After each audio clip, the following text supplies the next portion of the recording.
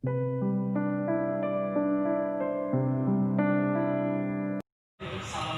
warahmatullahi wabarakatuh. Sebelumnya perkenalkan, nama saya Muhammad Hafiz, saya mahasiswa dari Universitas Al-Azhar, yaitu Kota Al-Azhar. Dan kemudian di sini kita tentang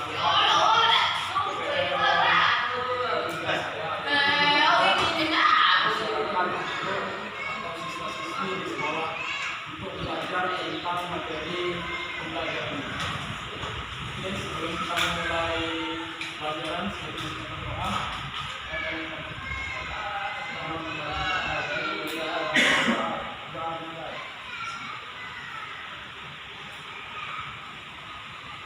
di paling atas, paling luar.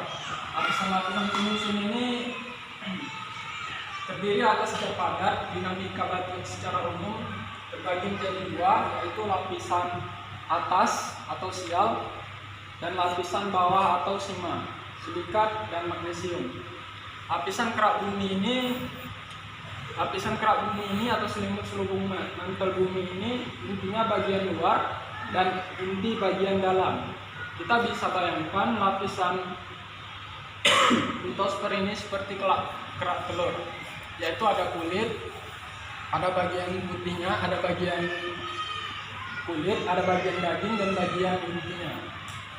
Kulit bumi bagian luar. Tebal lapisan kerak bumi ini mencapai 70 km dan merupakan lapisan batuan yang terdiri dari batuan-batuan basah dan asam. Lapisan ini menjadi tempat tinggal bagi seluruh makhluk hidup. Suhu di bagian bawah kerak bumi ini mencapai 0 Celcius. Lapisan kerak bumi ini di bagian bawahnya hingga kedalaman 100 km dinamika litosfer. Artian kata di sini, di lapisan kerak bumi ini tempat tinggalnya makhluk hidup, yaitu kita sendiri. Bagaimana kita bisa melihat di lapisan luar dari litosfer ini masih adanya manusia, hewan, tumbuhan. Artian kata di lapisan ini masih adanya makhluk hidup.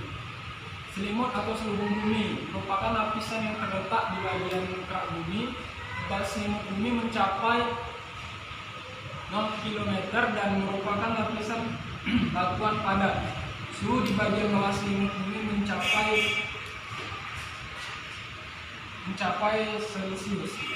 Jadi untuk di bagian selimut bumi ini itu sudah masuk sebagian bebatuan yang ada di bumi.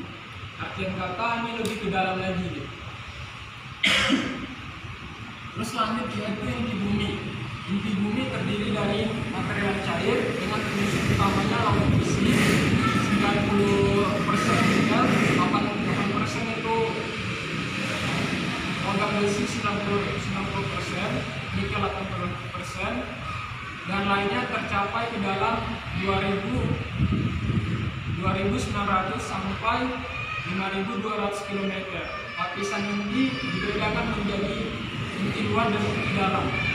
Yang A mencapai inti luar dan inti dalamnya. Berbentuk bola dengan diameter sekitar 0 km. Inti komponen partikel-partikel sejenis atau tidak sejenis yang terikat secara lembut atau padat, dan himpunan itu membentuk kerak bumi. Jadi bisa kita katakan dia seperti ini.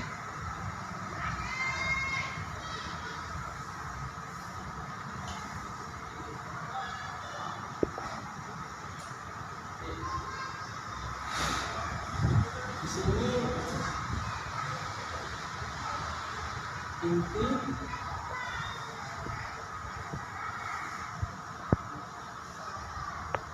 selimut,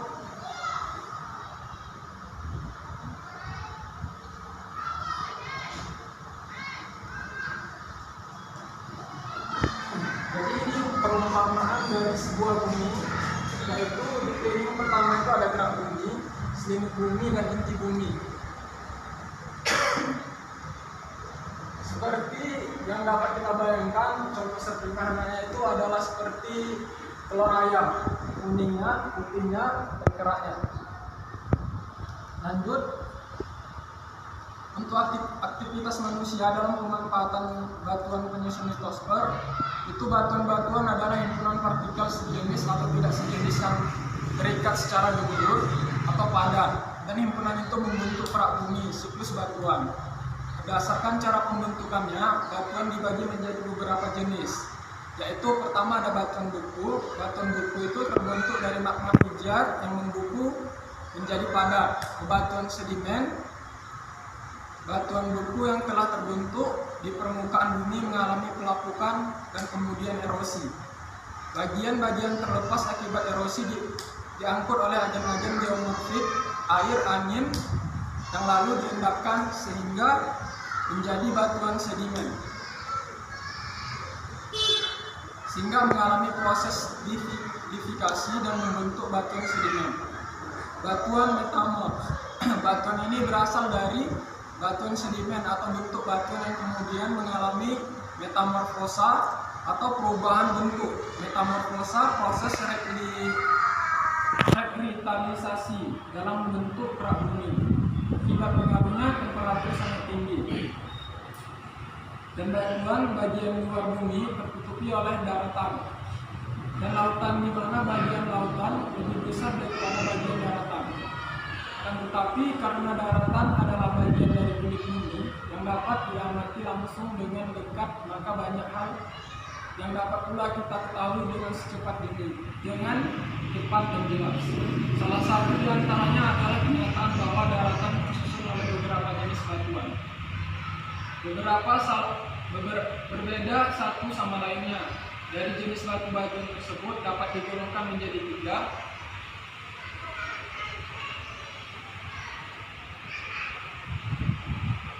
tiga jenis batuan. Pertama, batuan beku. Kedua,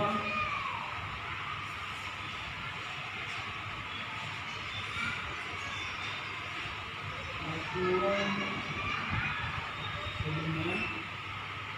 Tiga,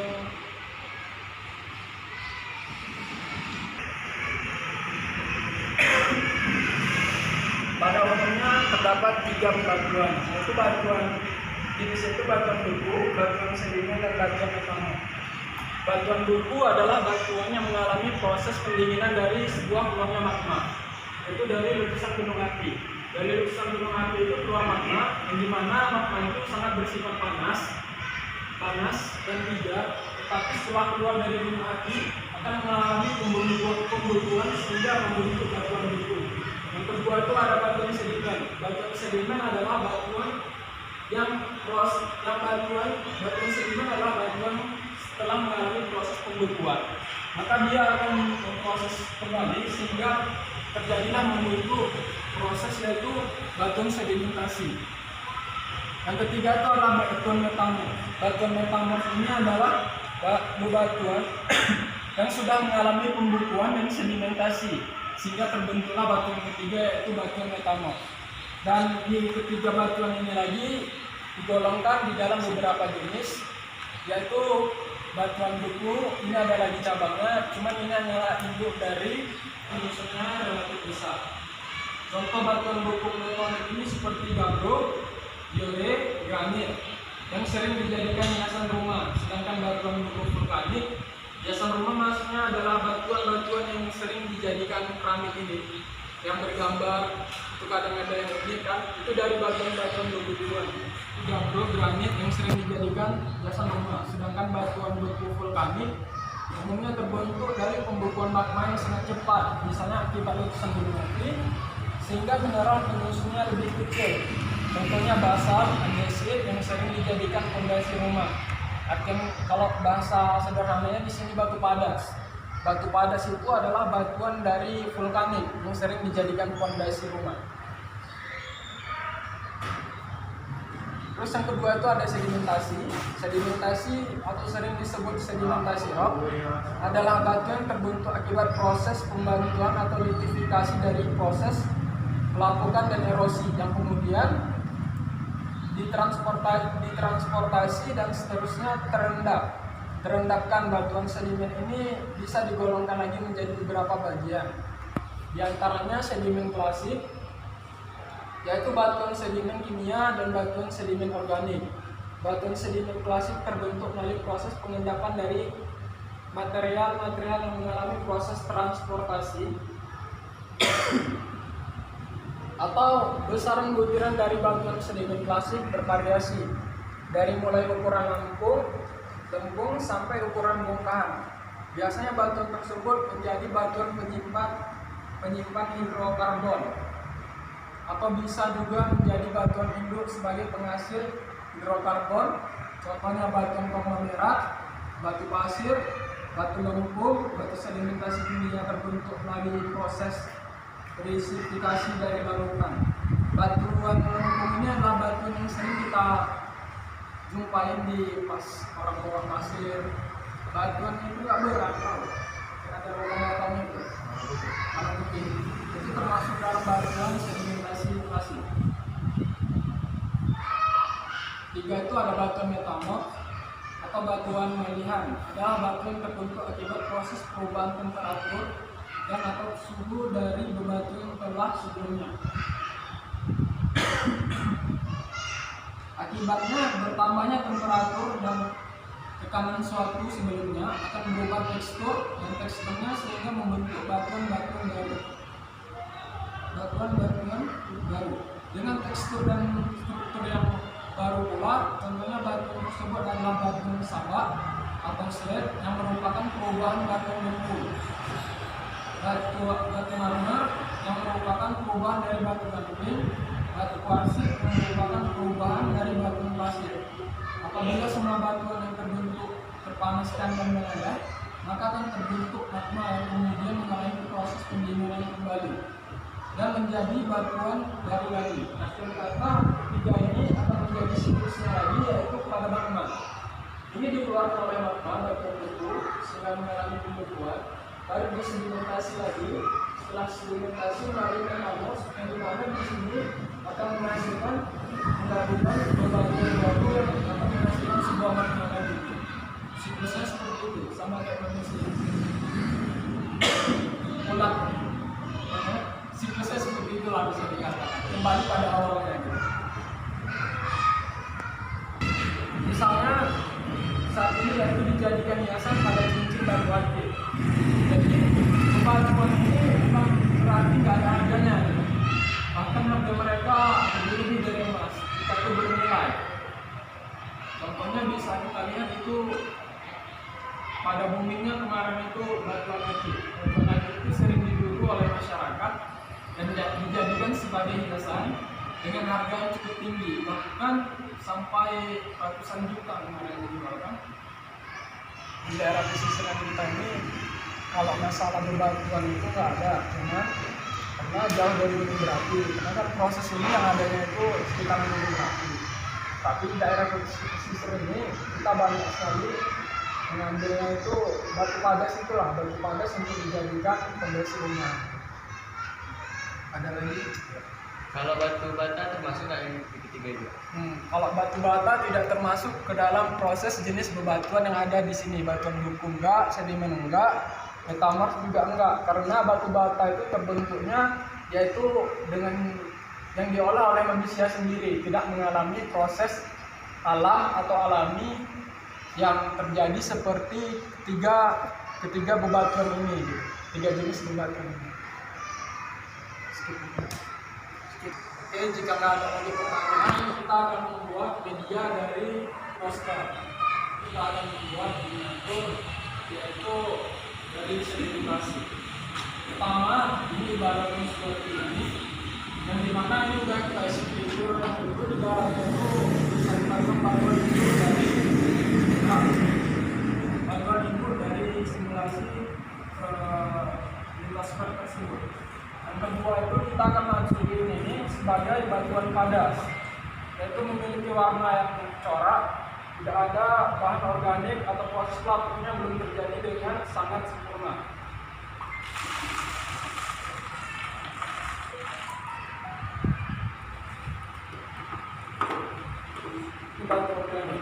Setelah itu kita masukkan batuan kapur. Karena di sini tidak ada batuan kapur, jadi saya menggunakan tepung untuk lapisan dari batuan utamanya sendiri.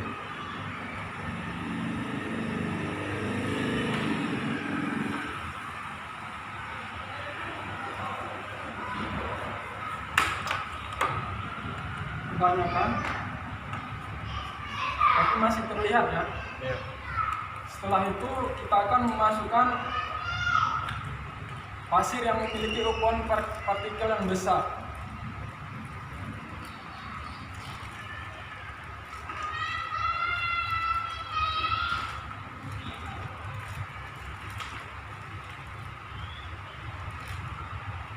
Setelah itu kita akan memasukkan lagi yaitu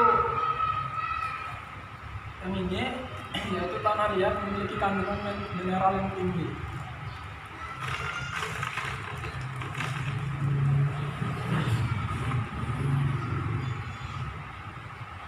Setelah itu kita akan memasukkan tanah humus.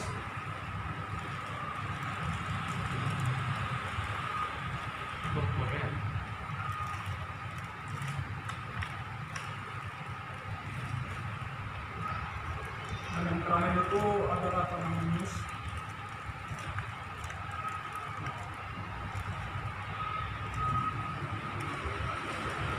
Di mana di tanah humus inilah kita sering melakukan bercocok tanam.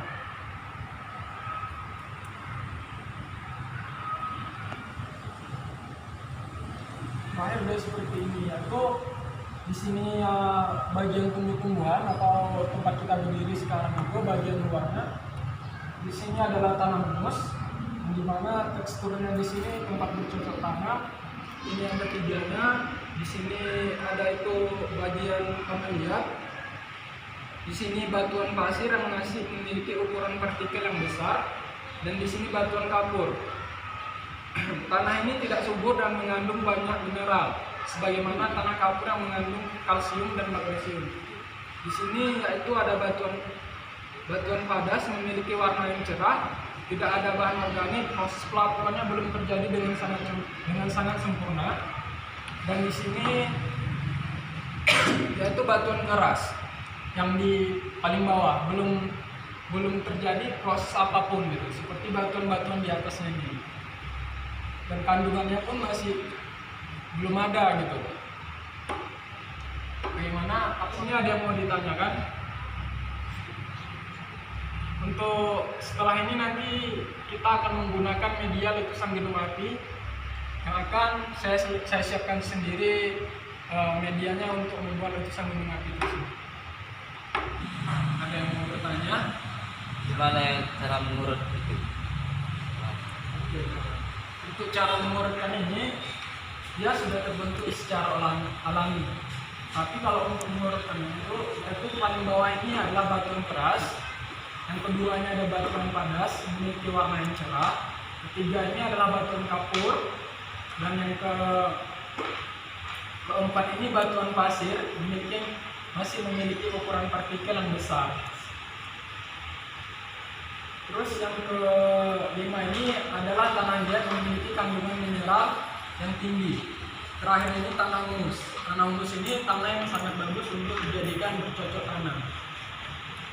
Ada lagi gimana saudara Eja? Ada lagi yang mau bertanya?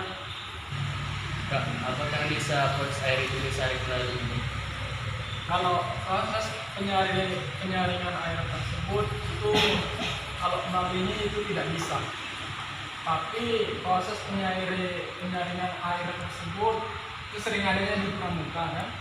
Pramuka itu setahu saya menggunakan batu bata, serabut, pasir, batu bata dan serabut. Kalau itu bisa untuk digunakan penyaringan atau pengolahan dari air kotor menjadi air bersih. Tapi kalau di sini ini abang hanya melakukan media dari gimana sih bang lapisan-lapisan litosfer itu gitu. Singkatnya abang buat kayak gini medianya gitu, lebih mempermudah lagi lapisan-lapisannya itu. Contohnya seperti ini. Gimana? Sudah puas dengan jawabannya? Puas. Oke. Jika tidak ada lagi yang bertanya, Materi selanjutnya nanti kita akan membahas yaitu vulkanisme. Vulkanisme itu yaitu letusan gunung api, tetapi nanti di situ juga kita akan membahas tenaga eksogen dan endogen. Tenaga eksogen itu adalah tenaga yang berasal dari luar, sedangkan endogen itu adalah tenaga yang berasal dari dalam. Ya, ngerti kalian materi yang kita bahas hari ini? Iya. Oke, jika tak ada yang